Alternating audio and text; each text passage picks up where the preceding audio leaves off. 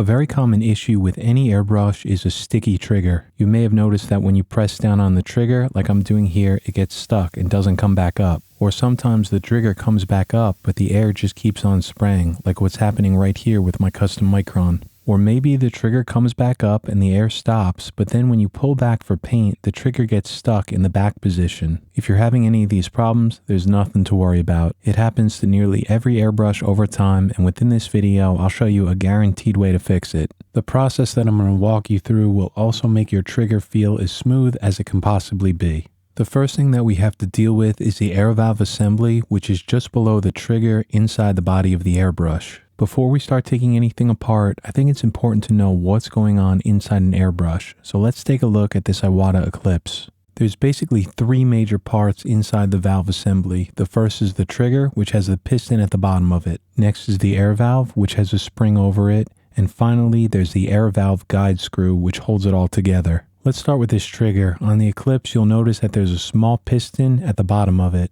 Inside the body of the airbrush, this trigger piston slides through a very small rubber O-ring, and a lot of times that O-ring gets a bit sticky and holds the trigger down. That could definitely be the problem, but below this piston is the air valve itself. This has a spring that goes around the bottom of it, and there's also a small rubber seal within the center of it. This is another major part that just tends to collect gunk over months of use, things like solvent, dust, reducer, sometimes even some paint, but that's pretty rare. You really shouldn't be finding any paint here. I never saw it in any of my airbrushes, but if you do, it's most likely that there's something wrong with the needle packing screw, and I have a whole video explaining how to adjust that and replace it if needed, and I'll link that up above. And then finally at the bottom, there's a small guide screw that needs to be screwed in all the way. If this screw is a bit loose, it's not tightened down all the way, that could be another reason that your trigger is stuck in the down position. Now you'll find a ton of hacks and quick fixes for a sticky or stiff trigger, which are fine, there's nothing wrong with them. But in my experience, if you really want to fix the issue, nothing works better than fully cleaning out this assembly. If I want my trigger to feel like it's brand new again, this is the only method that I'll use. So now if you flip the airbrush upside down, you'll see that guide screw that I was just talking about. We're going to have to remove this, and in order to do that, you're going to need this special air valve screwdriver. I'll have an Amazon link for one of these down below, and I highly recommend picking one up.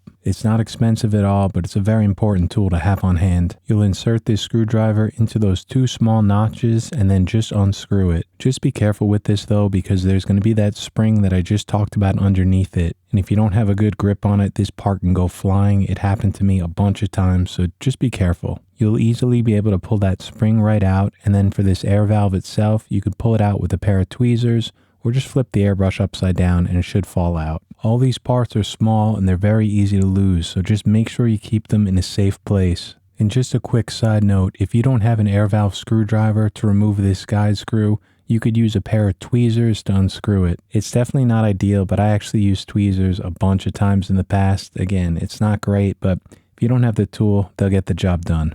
On many airbrushes, most airbrushes actually, like this Iwata Micron, you'll be able to unscrew this entire air valve assembly. I like to use a pair of soft jaw pliers for grip just to help loosen it up, and then I'll unscrew it by hand. Air valve assemblies are very similar between different models and different brands, but it's nice to have that option to remove it from the airbrush like in this example, because I find it easier to handle, take apart, and then better to clean. If I flip it upside down, you'll see the same guide screw that we just saw in the Eclipse. And then in order to take it apart, it's the exact same thing as in the Eclipse. I'll remove the guide screw with this tool, and then inside we're going to see the same thing. First thing to come out is the spring, and then that air valve, which has that small rubber seal in the center of it. Remember that this rubber seal always needs to face upwards towards that airbrush trigger when you put it back together. Before we go any further, let me just briefly talk about triggers. On most airbrushes, like this Krios PS289, you're going to see this. It's essentially the same thing as the Iwata Eclipse with that small piston on a hinge at the bottom of it.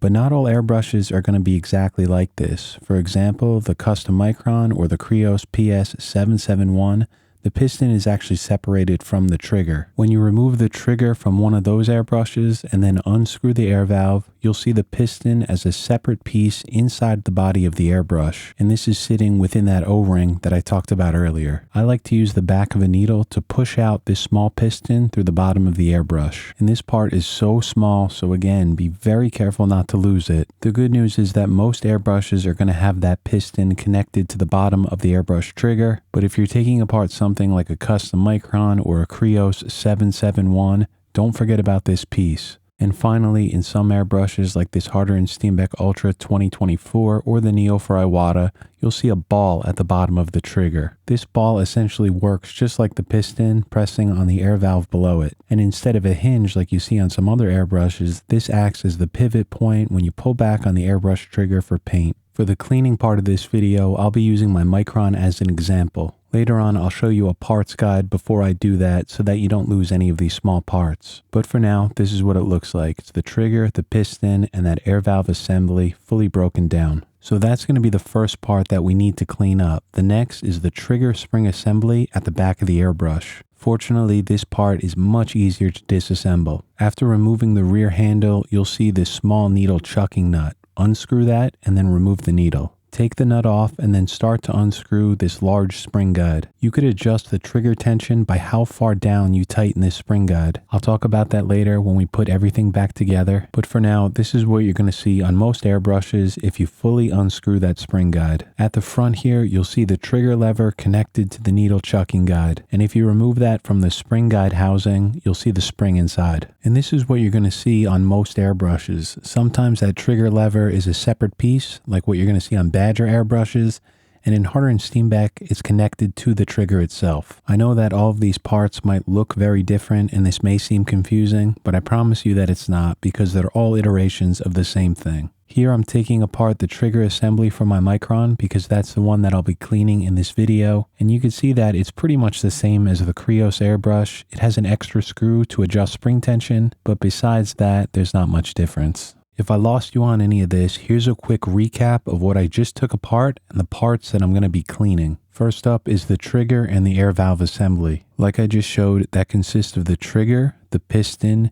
the air valve housing, the air valve, the spring, and the guide screw. And the other part that I took out is the trigger spring assembly behind the trigger. And this is made up of 4 parts: the needle chucking guide, the spring guide, and the adjustment screw. So that's 10 parts that I fully removed from the airbrush, and what I'm going to do from here is get them cleaned up so that the trigger feels brand new again. Now, a lot of people use and recommend ultrasonic cleaners for this. I've used them for many years and they do a great job at cleaning the parts, but I stopped using them on my airbrushes years ago and I can't recommend them anymore. I was very careful with them, I didn't use them a long time, and I placed all the parts in soft trays within the cleaner. But one time, my custom Micron CMB developed a very small crack right here along this joint. Iwata was actually nice enough to cover that under warranty, even though it was my fault, but that airbrush was shot. Now, in no way am I trying to scare anyone away from ultrasonic cleaners, but after that happened to my Micron, I'm through with them and I can't recommend them to anyone. I just think they're too aggressive. So now, in order to clean these parts, I found that this stuff called Dawn dishwashing liquid soap works like magic. I'm sure any dish soap would be fine, but no joke, this stuff gets the parts looking like they're brand new again. I use 2 versions of it. Most of the time I'm just using this one. It's the Dawn Ultra Complete, but if an airbrush is really bad, I'll use Dawn Platinum, and I have no idea what they did or what they put in this soap, but if you want your airbrush clean, this is my #1 recommendation. You want to get yourself 2 trays or 2 bowls for this and fill them both up with water. There's a lot of small parts here, so I don't recommend doing this over the sink because it's just so easy to drop them. In the right tray here, the one that I'm going to be cleaning them with, I used less water and I added a fair amount of this soap. It's dishwashing soap, it's cheap, so add a good amount into this water. Then what I like to do is grab a toothbrush, one that you could use to clean your airbrushes with,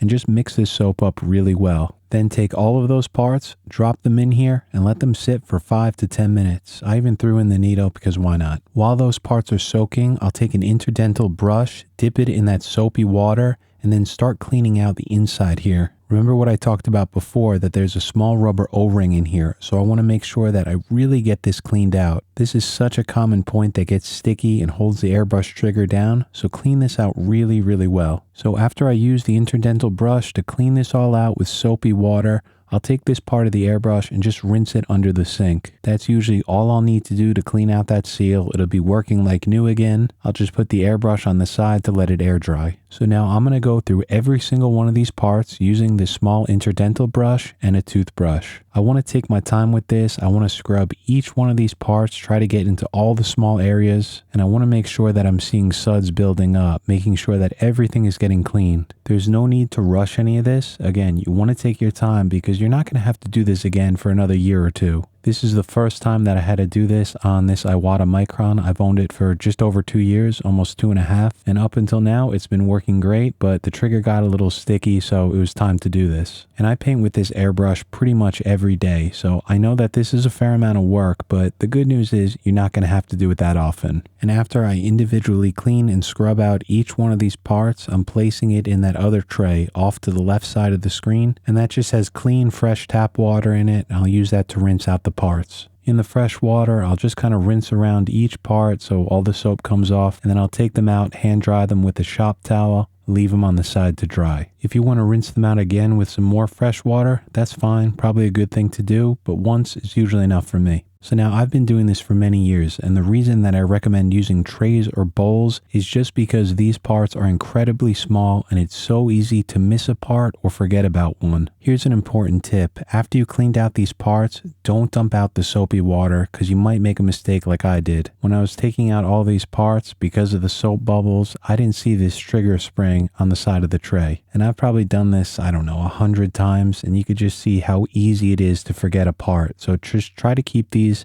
in place. Don't pour them out right away, and just take a second look over everything to make sure you have all those pieces. And this is about 15 minutes later where everything had time to settle, and you could just see how much came off those parts. They actually looked pretty clean to me as they were going in, but this is why this is so important, because there's all this little stuff that just tends to clog up parts of the airbrush and just make it feel a lot less smooth than it should be. All of the parts that I just cleaned are behind the paint cup, so no paint is going to be back here. That's the reason that dish soap is the only thing that you need to clean these all out. You don't need any sort of solvents like acetone for this. That's really used for dried paint, and there's none of that back here, so I don't need to worry about it. Again, if you're seeing any sort of paint or dried paint in any of these parts, there's something wrong with your needle packing screw. So I recommend watching the video that I made on that, which I'm linking on the screen somewhere right now. That way you could adjust it if needed or replace it if it's broken. So now let's start putting everything back together, and I'm going to start with that air valve assembly. You'll see on the valve that there's a small rubber seal. The spring is going to go behind it like I'm showing here, and then this whole part is just going to be inserted into this housing. You might be wondering about lubrication. You don't need any sort of lube on this part. You want to just leave it like this. Leave it clean and put it back together. Once those parts are in the housing, I'm going to take this valve screw and place it on the screwdriver. This is where the screwdriver is very helpful because it's just going to line it up and hold everything in place as you screw it down. Again, you want to be very careful here because if you lose your grip on this, that spring is going to shoot the screw out. And that's why this screwdriver is so important. It's a must-have for this because it holds that screw very securely. And when you tighten this down, you want to make sure that you tighten it down all the way. If it's loose, even a little bit, there won't be enough tension on the spring to push the trigger back up. And then that's it for this air valve assembly. I'm just going to screw it back into the bottom of the airbrush. I don't want to over tighten anything. Hand tight is more than enough, but I'm just going to use my soft jaw pliers here to get some grip on this and just snug this down. Now inside here, within the body of the airbrush is that small O-ring that we cleaned out before. On this Iwata Micron or the Krios PS771, we're going to have to place the small piston into that. And the easiest way to do this is to just use a pair of tweezers. And this O-ring in here that trigger piston goes through is a very common place that people are going to recommend adding lubrication to. I'm not going to do that now, but after I put this airbrush together, I'll talk about my thoughts on airbrush lubrication. I'll place this trigger in at an angle so that it fits through the opening, and then I'll just twist it in place. You'll know that it's in correctly when you feel it pressing on that air valve spring below it. And now for the trigger spring assembly, I'll start with that guide and I'll place the spring right over the top of it. The housing itself is going to go right over the top of this, right over that spring. And then I'm going to take this adjustment screw, place it in the back. On the Iwata Micron, this has some very thin threads on it, so you have a lot of control to adjust the spring tension. I like to tighten this down pretty much all the way, and then I'll just back it up a few turns. And then what I'll do here is I'll lean that trigger lever forward and then just kind of tilt this into the airbrush. And what you want to do with this trigger lever is make sure that you're seeing it flush against the back of the trigger. If this is in the wrong way, like it's tilted or canted to the side, the airbrush is not going to work properly. So make sure you align this up with the back of the airbrush trigger. And this is what it should look like right here. Also, when you pull back on the trigger, it should feel soft and smooth. So then I'll just tighten down this housing and I'll check the trigger, make sure that I feel some spring tension on it, and then it feels soft and smooth. Finally, I'll add the chucking nut on the back, which will hold the needle in, and it'll also act as a guide. So I don't tighten it down all the way, and then I'll insert the needle through the back of it. Once that's in fully, I'll tighten it down. And if anyone's new to this, make sure that you don't use any pressure when you're inserting the needle. Once you feel it make contact with the front of the nozzle and you feel it stop, that's all you need. You don't need to press it any farther. If you do, or you apply any force to it, you risk damaging the nozzle tip. So again, no pressure is needed. And so now that's it. This airbrush is done. Every part that controls the trigger has been fully cleaned out. And when I connect it to the air hose, no more sticky trigger. It's working like new again. And now you probably noticed that I didn't use any sort of airbrush lube. That's not a mistake. I don't use it. Airbrush lubrication definitely works. It can make the parts feel a little bit smoother. But if you have a high-end airbrush like an Iwata or a Harder and Steenbeck, you don't need it. The machining on these parts is so precise that any sort of lubrication doesn't add that much. But the main reason that I don't use airbrush lube is because it tends to become a dirt and dust magnet. If I add lube, the trigger might feel great for a few months, but I notice that it tends to get sticky or stiff much quicker than it does without it. And what I found myself doing is just having to clean the airbrush out a lot more often. Now, most people use lubrication on the airbrush. It's a good thing for the airbrush and it works very well. But over the years, I just found out that it works a lot better without lube for me, especially on the higher end airbrushes. The only lubrication that I like to use is a small amount on the needle. I've been using this Badger needle juice for a long time and it works really well. I'll just place a drop of it on my finger and then I'll run the needle through it a few times. And I don't do this that often, once a week, if even that. Once a small amount of this lubrication is on the needle, I'll just take a shop towel or a microfiber cloth and clean it all off. This will just leave the thinnest film of that lube on the needle, and what it's going to do is just help that needle slide through the needle packing screw a little bit easier. But honestly, if you just keep the needle clean, you really won't need this either. I'll do it once in a while, but it's not needed. Over the years, I've tried out every type of lubrication on an airbrush, even the ones that the manufacturers don't recommend using. I'm not going to go into it. They weren't that great. But one that I never really liked was the original Iwata Super Lube. This is the new bottle of it. I think it's a new formula because it's not called Super Lube anymore. Now, I bet some of the people that have been doing this for a while, some of the older guys will remember this, but the old stuff called Iwata Super Lube would start to congeal after a few weeks. You'd put it on the airbrush, everything would feel great and smooth, and then usually like within a month or so, it would start to become very sticky and just become a mess within the airbrush. I think this new one is an updated formula because the old one was called Super Lube and it was blue. This one is just called Iwata Lube. One last thing I want to point out, there's one very common place that a lot of people like to add lube. That's that small O-ring inside the body of the airbrush that I was talking about before. If you just put on a thin film of the lube on the back of the airbrush needle, you could slide this through and add some lubrication to it if you want. Again, this is something that's not needed. It's not something that I do. So before you add any sort of airbrush lubrication, try the cleaning method I just went over with Dawn dish soap. I guarantee you that it'll make that airbrush trigger feel like it's new again and as smooth as it could possibly be. So that's it for this week's video. That's my method for keeping my airbrush trigger smooth and getting rid of any type of stickiness. Thank you so much for watching. I'll see you back here next week. But before I go, I just want to thank the generous support of the channel members. These guys truly help keep this channel going, and I can't thank you guys enough for it. And I'd also like to welcome the newest members. That's Cade, Ted, Mamet at tier 2, and Dieter at a very generous tier 3. Thank you all so much for joining and rejoining, and welcome to the channel. I'd also like to thank Catherine for the super thanks this week. That was very nice of you. I appreciate all of you so very much, and I feel very fortunate to have you as channel members. So thanks again. I'll see you back here next Friday.